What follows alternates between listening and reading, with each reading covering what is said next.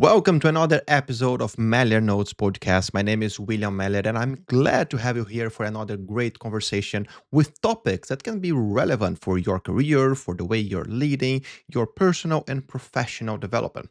As always, the reason for our talk is basically to think how we can grow at least 1% after this conversation. If we can grow 1% every day, imagine how better we could be after 3 months, after 1 year, after 10 years. But we need to focus on the small steps that will get us there. And that's why we're having this conversation for another episode today. And today, I would like to talk about the succession plans that maybe are happening, maybe are not. We need to talk about it. We are going to also talk about the multi generational team that nobody is thinking about, and also the career for a long term that maybe you are not considering to plan in the right way. Stay with me and let's discuss about those topics today. And as always, I would like to start with a story that can connect the topics today in a very great perspective with something that already happened in the past. I want to invite you to go back to Washington, D.C. in 1963 when basically something interesting was happening around the Washington Post, or basically a big story about leadership and succession in family business. Katharine Graham, she inherited the Washington Post in a not so nice way. Her father, he bought the Washington Post many years before, and in the moment to pass the company along for the next generation in the family, it was quite traditional. We are talking about other times that this would go to the most capable man or the most capable person to run the business. In this case, what's most common to be a man. Catherine was not even considered because even she was not thinking that could be leading a business at the time. So her husband took over Washington Post. What happened is that unfortunately he passed away, and he died in a tragic way, unexpected way. And basically Catherine would take the control of the company when that happened. She was 46 years old by the time, and she had never even considered to be running a business. She had no knowledge. She was not prepared for that. There was no succession plan on how that would be performed. And she arrived in the leadership seat with that big concern in her mind. What should I do? Basically, the story of the Washington Post is a reason for movies and books, and we can learn a lot about that because what Catherine did was incredible. She took over, she tried to understand the business, and she took some very, yeah, different decisions, I will call like that, for journalism by the time. In 1971, she published the Pentagon Papers, basically challenging the advice even from the lawyers of the company, and with a direct pressure from the government, documents about the Vietnam War.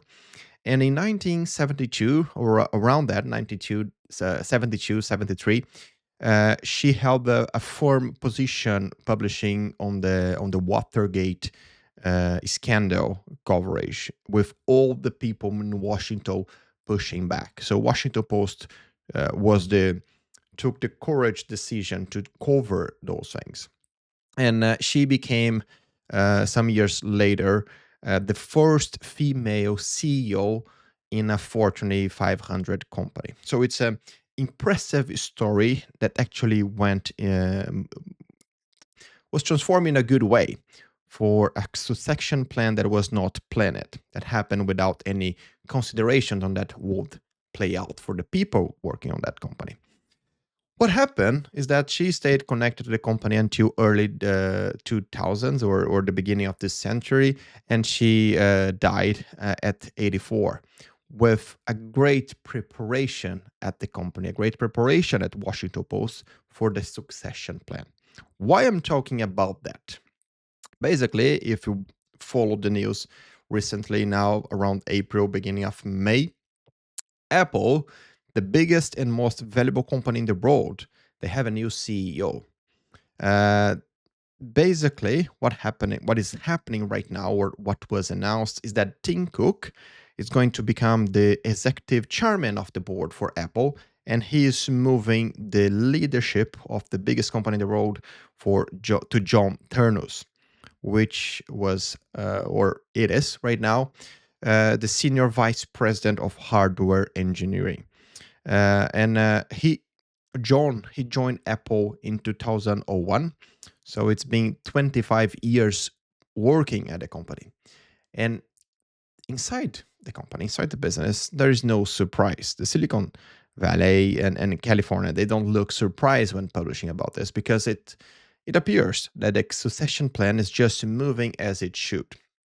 It's interesting because, when you talk about big companies, there's always a concern, like how much of the success of those companies are on responsibility of their current leaders.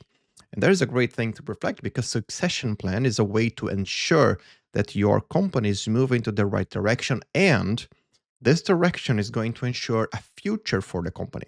Because thinking about family business, for example, if you are not preparing someone to take over the leadership and continue the way that you are doing things today, and thinking on how and where you need to innovate, your company will not be relevant anymore for the future, and that is a big deal. And in the case of Apple, as I said, things sound like they were quite prepared. Tim Cook even said publicly that John has the mind of an engineer, the soul of an innovator, and the heart to lead with integrity. What interesting. But what caught my attention is that in the official announcement, John Turnus said, I had the privilege of working under Steve Jobs and having Tim Cook as my mentor. Look how interesting it is. He used the word mentor here with Tim Cook. So basically, and this is in the official announcement, that word appears in a great way, or in a great moment, considering everything else that is happening around other companies. Because compare that situation on Apple, a good transition, a transition happening according to the plan, as we say. And at the same time, we see the market that is cutting middle managers' positions, replacing things or reducing those positions, calling this as a improvement from a cost reduction perspective, looking for ways to make things more productive, to improve even some of those processes using AI. And also, there is a lot happening. We talk about that in a recent video in this channel, where we discussed the problems around positions for junior professionals, or entry positions, being cutted by many companies, also with the narrative of AI to increase productivity or to be more efficient. The problem with that is, of course, reducing costs and becoming more efficient is something important. But we need to be careful here with the narrative and what exactly is the short, medium, and long term strategy. Because focusing only on the short term perspective, reducing a cost, improving something on what is happening right now on the business results, can be sometimes a decision that will make the company survive for more 3, 5, perhaps 10 years. And that is, of course, a hard decision that many times is needed. I'm not challenged that. What I'm challenged, or I'm not even challenged, I'm calling for a reflection, is that many times companies can take decisions thinking only on the short term and not thinking about all the things that should be also considered from a long term perspective that will make the company still relevant to the future.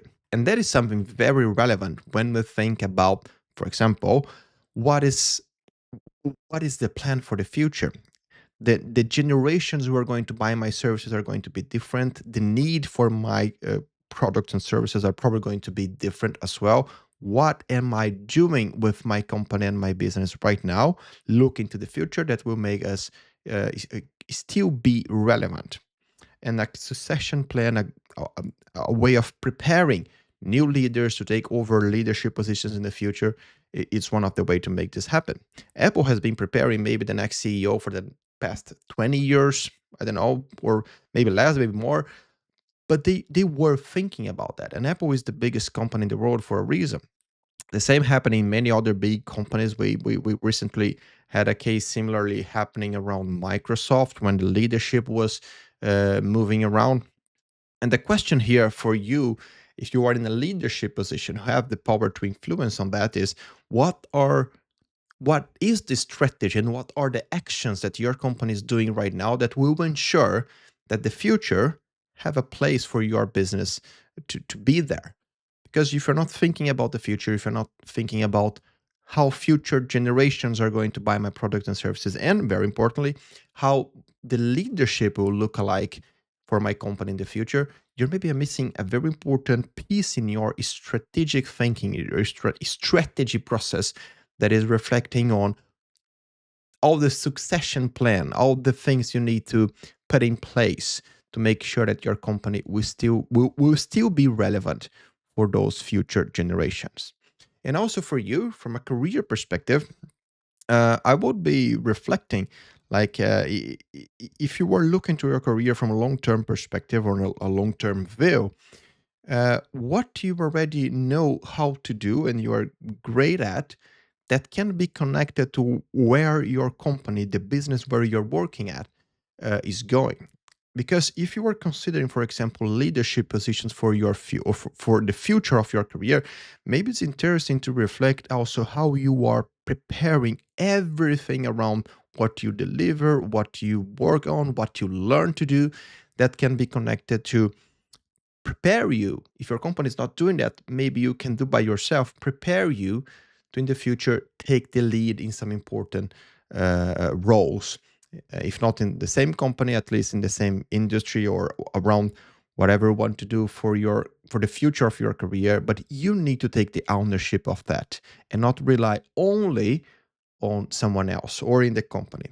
Your career is only yours, and you need to take control for that. With that, as always, one topic, bring another one. We keep talking about in the same direction here because we just mentioned generations, and this topic is very connected to that. For the first time in history, something very interesting is happening in the world of work in companies' offices, or at least around the world for people working companies with bigger teams. For the first time, four different generations are working together. We have baby boomers who were born around the 50s or the 60s working alongside people who were born now, 18 years ago, which is crazy, but they are already working. Yes, maybe someone even younger. I started my career at 14. So maybe there is someone working with you right now who was born, what, 2010, maybe? Maybe 2012? The question here is how the companies and how the leadership at the companies are prepared to receive those different talents and work with different generations who have very different expectations for the career, for their work environment, and also for how they control or consider or consider to control their work and what is happening around the work, what is happening around the team where they are working. And to be honest, nobody was trained for this, but that is something that we already see as a challenge. We have a very interesting report, a survey from the Work Foundation at Lancaster University, and they served more than 1,000 different business and their leadership. And they saw that 61% report significant differences in work culture preferences between generations in their teams. But 39% are saying that having those multiple or different generations working together creates some challenge for the communication and for collaboration across the company. But in the same report, we see that only 18% are considering in their strategy of inclusion policies to prepare their leadership and their teams to work with those differences. So the companies are, according to this survey, not prepared to work with this challenging communication and the culture of work between different generations. And that is something that is quite interesting to reflect on because Gallup, Deloitte, and even World Economic Forum, they are calling the attention for that because with four different generations working together for the first time, and sometimes even in the same team, we have a big challenge for the continuity of business, where we need to not only help the new generations to work along with a way of working that maybe is different from what they are expecting, but at the same time make sure that the people, the more experienced one working at the company, they can feel that all the changes that are happening so fast nowadays, they can be understood and they can be internalized by those generations and connect all this the circle between high experience and people just joining the company to connect between them a way of working and moving working between them and communication and collaboration in a way that will work for the business and for the people. What changed here, or or the question that we have in the air is, of course, how we can prepare the leaders for that, how we can equip the leaders with the right uh, tools that will make them more capable for leading with those challenges. For example, we have new generations who are much more accelerated in some aspects, and they want to move things faster. They want to get results faster. They want to get feedback faster about what they're doing. They expect the communication to work in a more fluid way. They are going to send a message, expect a response right away. This is how the report at least are saying that the new generations are working. And you have older generations, with all the due respect for the word older here, who are working at a different pace. And they have a culture of work, a way of working that has been built for the past 20, 30, sometimes 40 years. And this needs to be respected. So the question in the air, or the reflection I'm doing that I want to invite you to also reflect with me, is how can we work together and even take great learnings from that, no matter which generation you are? So the question here are basically two questions, and you take the one that is more connected to your generation, the age you have right now. If you are younger and starting now, how can you ensure that you show the due respect, that you position yourself, okay, but show the due respect to all the generations working around you and learn with them? Because there's so much from their experience that you can learn, that you can sit to have a coffee, talk with them, see the way they work, see the way they solve things, see the way they take the lead in some situations, see the way they listen more before talk. How can you learn from those people? And if you are from an older generation, if you are more experienced, the question to you is not that different. Those people joining the company before you even call, like, as every generation would always do, instead of you calling them lazy and saying that those people don't want to work in the way you work when you started, how can you bring those people close to you and also learn something with them? Because maybe in this fast way of working, this fast way of moving and communicating, maybe there is something that can help you to refresh a bit on the way you are working, and maybe you can also learn with something with them. There's a very interesting article and research from Harvard Business Review where they talk about reverse mentoring. And the reverse mentoring process is basically that you have the mentor, you have the mentoree, and those people not always will be like the most experienced one mentoring the more junior one. What Harvard is proposing in this article is that older generations or more experienced people in the executive committee of a company, for example, can listen and learn something with the new generations working inside their companies that will help them to prepare the strategy and position of the company for the future. You see what I'm saying here, right? I mean, the company, or your company, no matter the size, they work today selling products or services for a kind of people who are buying those things. And in 10 years, 20 years, those people are going to be different. You're going to have more people from the new generations to be your consumers, your customers.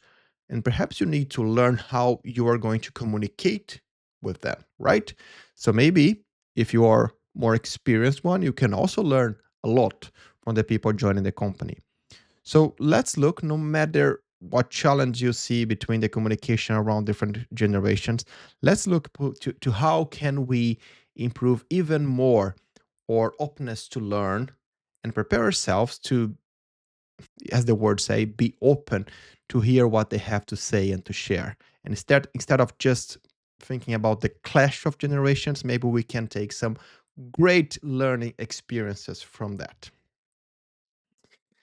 And basically, we're talking about generations. We are talking about people starting their careers now. We are talking about people who have maybe 30, perhaps 40 years of career. And that is exactly the topic that I want to bring now. That is, I think, a great reflection that cannot just stop today. Okay, we need to continue to talk about that. The career model that people know for many, many years, where you start working around your early 20s and you work until in average 65, and having those this kind of career between 30 to 40 years, this is changing completely. And I'm not talking here about the retirement laws. I'm not here to talk about the economic challenge that is having more people retiring without that many people giving the contribution, while expectation of life is also increasing. So we have a big challenge from economic perspective in many, many countries. I'm from Brazil. I know the big mess that is right now in Brazil. I'm not here to talk about the economic and the political situation about this and the retirement discussion, retirement plans and change on this. Okay, this is not the point.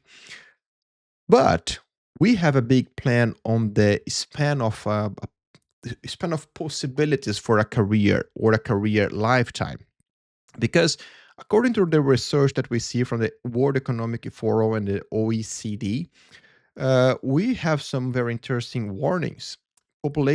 Aging populations will slow economic growth unless organizations and individuals build new career models for longer lives.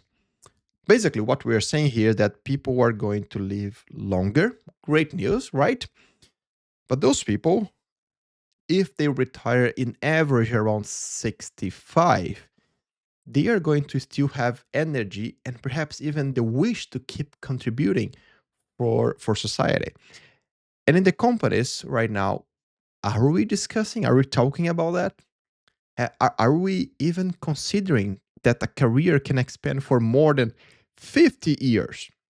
And maybe we need to have a good plan for putting all those different generations, preparing them, connecting the strategy of the company in a way that is prepared for these kind of things. And also from a career perspective, prepare ourselves, because if you have maybe, if you are just starting your career right now, maybe you're thinking what do you want to do in the next 5 years, perhaps 10 years.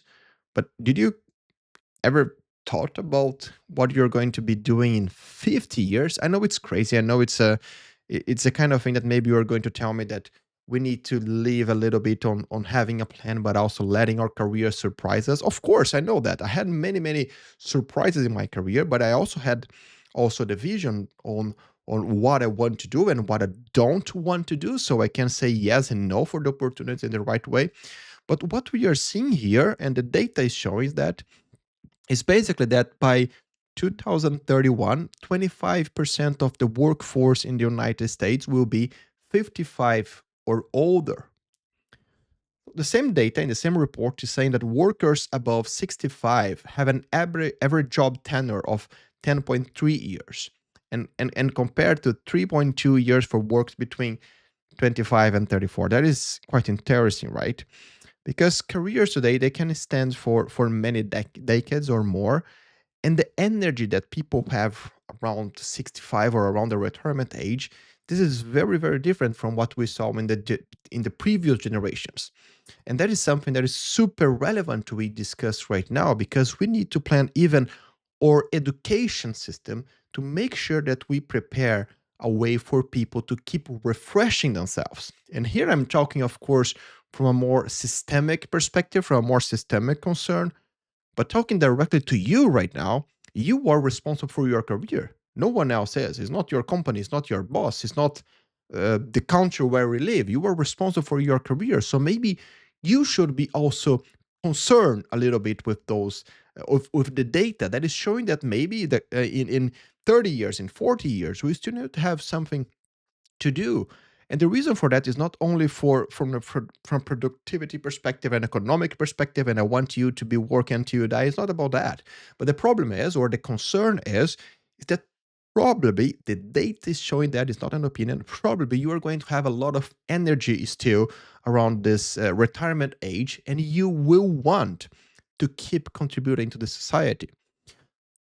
We have many interesting data from this research on the World Economic Forum that is saying that people who retire and they were like working and having this routine from Monday to Friday, they retire, they enjoy the first year is great, but there is a point that they realize they have nothing else to do. And I'm saying this in a good way, okay, respectful way, because basically if people just stop, they have this crash on their lives where in 1 year they were contributing and doing a lot of things and learning a lot of things and talking with a lot of people, and then now they just have I don't know, nothing to do, or maybe they're going to travel the world, enjoy their lives, nice, but still people want to have something to do to occupy their body and their minds.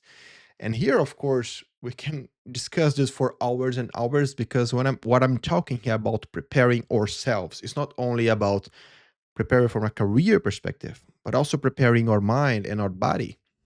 Like maybe you're going to have a very active brain when you are 65, but if your body does not have the energy and the possibilities to keep moving, you're going to have a big problem, a very sad problem, unfortunately. So maybe are you even considering how you are eating, what you are eating today, and how how you're exercising, creating those kind of things that will make sure that your body is prepared for the future? It's interesting because the purpose here is talking about your career, your personal and professional development. And of course, that thinking about those things are important also for your career, your body, the energy in your brain, the preparation of your brain to improve over time and not be like stuck in the same way when you finish like university, you finish your studies. How you keep learning over life is important. So brain and body connected can make sure that you have a long life, and a long life that is like it's moving in the right direction to you keep moving, keep thinking, keep being active. And this is also something important to be reflected to your career. And here I was talking more from, as I said, more personal perspective, and before about the systemic perspective. But I also want to reflect with you, leader, you manager, if in your company you were considering that as well, because we have many programs for internship for people who are starting their careers.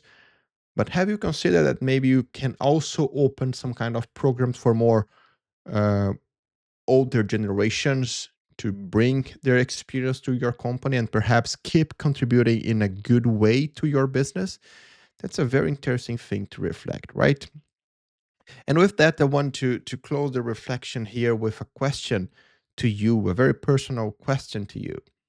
If I don't care how many years you've been working, if your career will continue for more 20 years, do you think you have the right refreshing systems for your knowledge, your preparation for what is changing the world, to rely only on your system, your learning system, your education system, to yourself, instead of wait for that from your company, or wait for that from your boss, your manager, whoever is leading your current position in your company? The question is basically, are you doing that by yourself, or are you waiting that come from somewhere and maybe to not come?